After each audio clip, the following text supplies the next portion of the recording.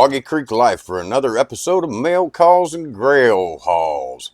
Episode 32, Nosferatu by Pestilence Lab. Sculpted by Michael Berglund. Produced by Mark Worthling. I can't believe that name almost escaped me. And the beautiful paint up you see here by master painter Rick Lindy. Just an awesome. A lot of people came down on that movie. First off, before I get into that, if you're a returning subscriber, thank you. If you're new to the channel, what I do is I do basically a model review. I go over, talk about different models and stuff. But if you go through the channel, I have some painting stuff and whatnot on there. So if you're just coming across here for the first time, if you please hit that like and subscribe button, it would be appreciated. If you don't want to turn the notifications on, you don't have to. But the subscribe is always good. And to my people that do watch, if we could watch just a little longer, because for YouTube to monetize you, you have to have viewing time, And yeah, I'm trying to think of ways to make it more interesting to keep you guys entertained, but it is what it is so far. I'm trying. Now, anyways, back to the Nosferatu movie. I just watched it maybe a couple weeks ago, and I didn't see, for the people that don't like it, I didn't see what the big problem was with it. I mean, I've seen the old Nosferatu movie, obviously, and it's old. The makeup was excellent for back then, very, very scary, for the time, but it's old, and it's all Dracula, rip-off copyright infringement thing anyway. So, what is it? I think it looked awesome. I think Skarsgård there did a great job. But you guys didn't come here to see me and listen to me flap. So let's go ahead and delve into this beautiful 3D print and check it out. Alright, it came from Market Pestilence Labs today. It's a Tuesday, if that makes a difference. But anyways, all I did was crack the top of the box. I got that far and stopped. Oh, by the way, got a new mat here. And I don't know what states they all span in, but I'm sure some of my model friends here have shopped for things at Joann's Fabrics. They are going out of business, store-wide going out of business, and everything is dropping on sale like crazy. So, hey, if you want to go out and stock up on some stuff, they got some good stuff there, like throwing dioramas. By the time I hit it, the craft paint section, was hitting the mouth. But, I picked this up for like 30% off, and these things are usually like $40, So I got it for like 20, I know that's 50%. It was like 30 some dollars, and I got it for 20. That's what it was. But yeah, check that out. Joann Fabrics going out of business. Sad, they've been around my whole life. But anyways, let's get back to this. Envelope.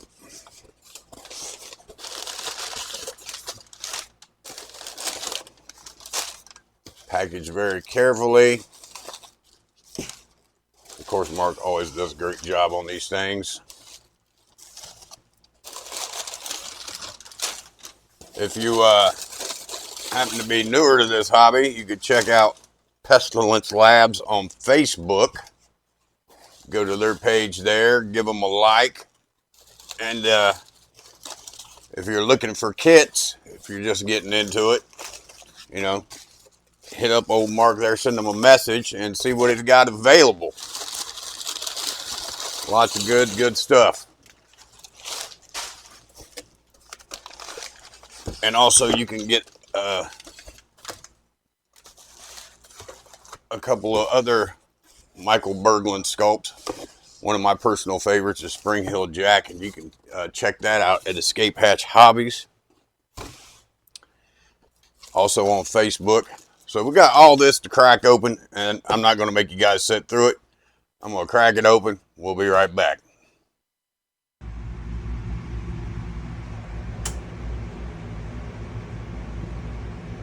Okay, so I mocked him up with some blue tack there. Magnificent looking. Resin base.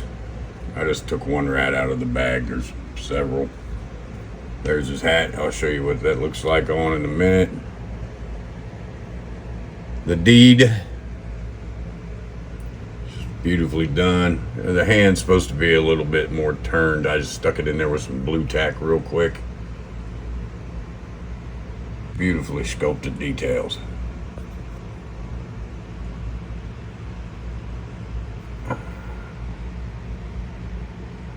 I'm sure some of you have already seen paint ups on Facebook the past couple days. I just saw one by Maestro Saul Alvarez. Beautifully done, and he is just wickedly quick. And let's see. Sorry about the freestyle with the hand here, handheld camera.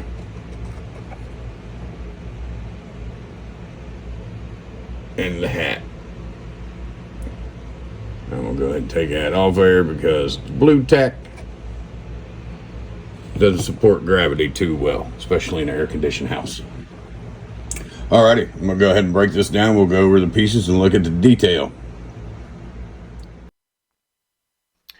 Okay, so you can see we've got plenty of parts here, which is good because that's what model building is.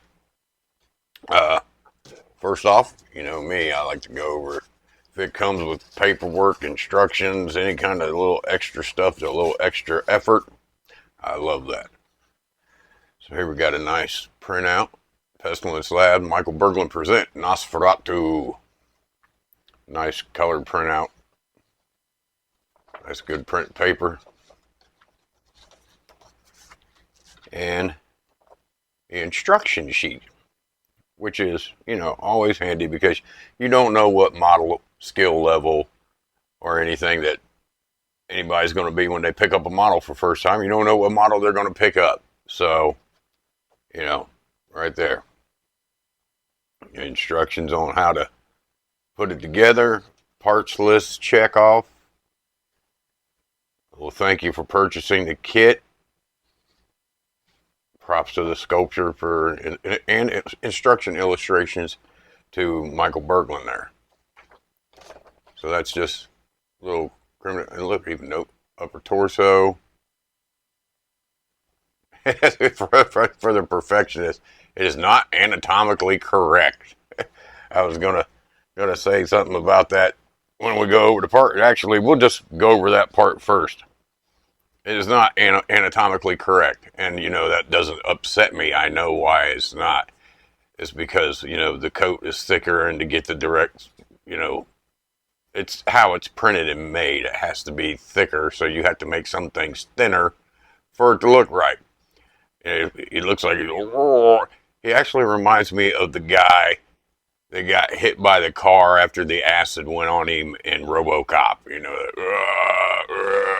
but yeah. So anyway, we'll look at it. But this the parts you get to see are beautifully done.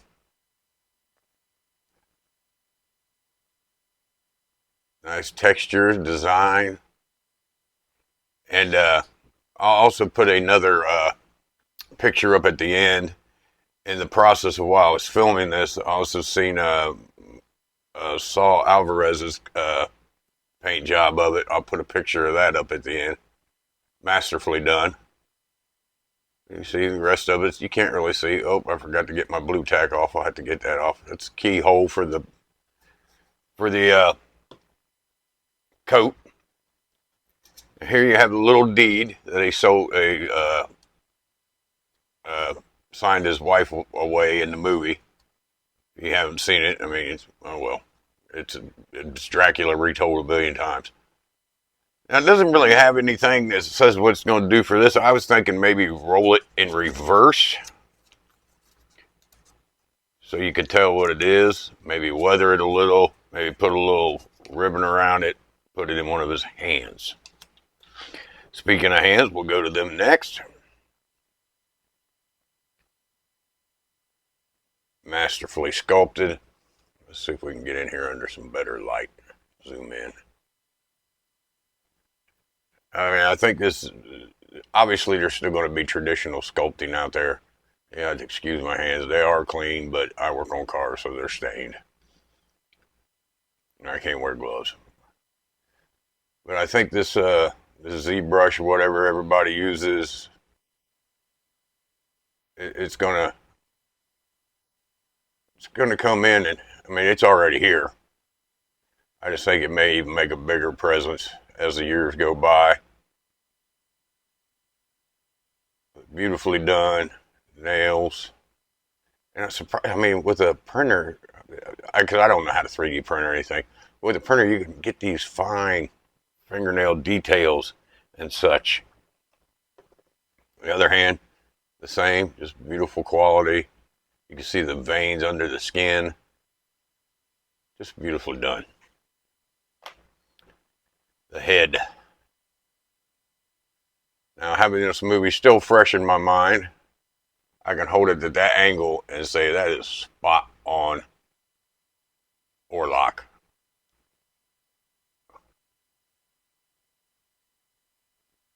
The wrinkles in his head. He's not a pretty vampire in this one. I mean, he wasn't pretty in the first one, but he wasn't rotten either. And you know what? It kind of makes sense. They're dead. You know what I'm saying? Nice, open rot. Everybody was having a fit about the mustache and the hair. Well, that's just the actual time period in the region that Orlok, Dracula, whatever you want to call him, came from. In the book, he had a mustache. In the book Dracula, he had a mustache. So, there you go. Everybody just got a little spoiled to their Bela Lugosi, which I'm not down in. Don't get me wrong. But I don't think he was quite, book accurate or whatever. Time period. But everybody's got their favorites. Ear rotting away. Teeth all. That's another thing I liked about it is that he just didn't have fangs. Like all his teeth were jacked up and pointy. You know, this is another favorite part of mine right here. This kit. This is the base, and it's actually resin. The old style poured resin. But still, not doesn't weigh a billion pounds. Nice light. Just beautifully sculpted in there. I think that might be like his family crest or something. Honestly, I can't remember. Nice keyholes there for him to stand on. So move that back a little bit. Nice stone texture. It's nicely done. Big too, nice round big base. Let's start from the feet up. Nice period accurate boots. Or at least they're movie accurate.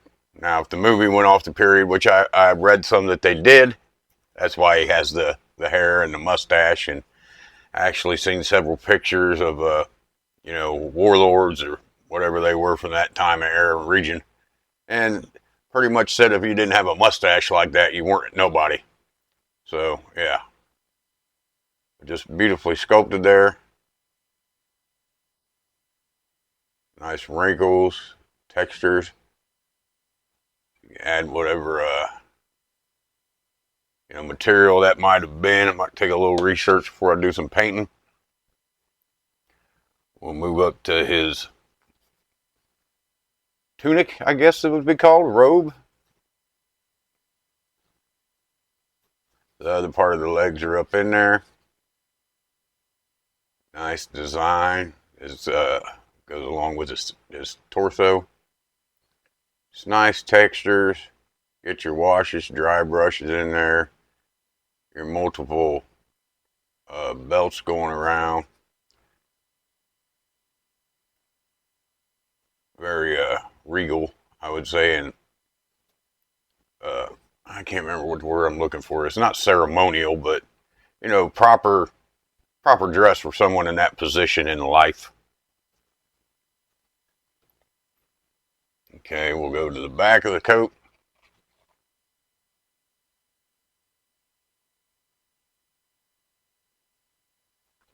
Just nice texture fur trim at the bottom. This would be a dry brusher's dream. which most people use several techniques within one model anyway. Oh, that's smooth. You don't have to worry about that. That gets covered up by the sleeves. Extremely long sleeves, just like it had in the movie, that dangle down.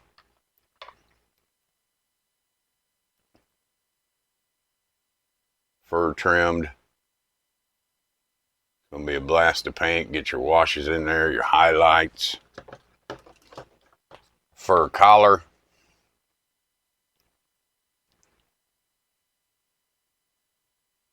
Just beautifully done. Can you imagine if you had to mold something like that traditionally? I mean, I know it's not impossible, but I bet it wouldn't be fun. You can't. I don't know about the undercuts. I hear they're kind of a drag to do. It's beautifully done. And also, I might include a picture of Skarsgård in makeup. He also wore like a piece that like made his shoulders hump up over and look like he had more of like a. You'll see it in the picture. Look like he had a vulture back, like, you know, like his back was hunched up and his neck stuck out. I mean, he's a thin guy, anyways. And this is one of my favorite parts as well, because the hat was just so powerful in the movie when you've seen it. And this is beautifully done with the feathers individually stuck in there, the fur, the gem, and the best part about it is, you know, you don't have to pick like one way or the other. It actually sits on the head. So you can have him on there. You want him to be like, hey, Barrow, check it out. Yeah, check out how I did the cool brains in the back and the right head. And you can just put it right back on. Beautifully done. All around, this kit gets a all thumbs up from me. If you're a new Nosferatu fan, or even if you're just a vampire fan, you know, I highly suggest this because it's a beautifully done kit, masterfully sculpted, professionally produced. Mark Worthing always, you know, top line products, top line customer service. Mike Berglund, you know, you can't go wrong with getting him on the job. Well, one last little thing here. We'll go over the rat. There's a whole bag of them, like I said, because you can't have, you know, vampire, let alone Dracula, Nosferatu, without some rats. And they're all posed differently and stuff and whatnot. And these will be a little fun to paint. All textured, everything greatly textured for your painting pleasure. Okay, that's it. Let's go ahead and wrap this up and get on out of here. What's I say, a must have kit in my opinion. All right, so thanks for tuning in and checking out that beautiful kit with me from Pestilence Labs, Nosferatu. I will show you right now the beautiful paint up by Saul Alvarez.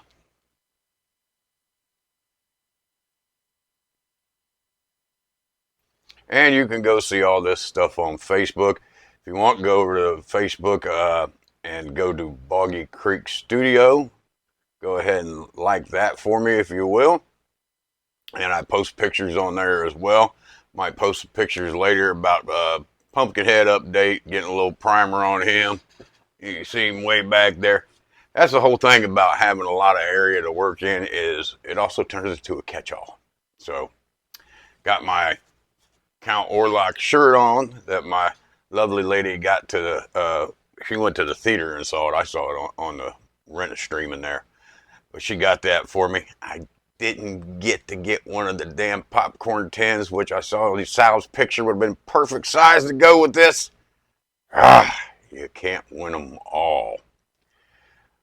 But if you haven't already, please like and subscribe to the channel.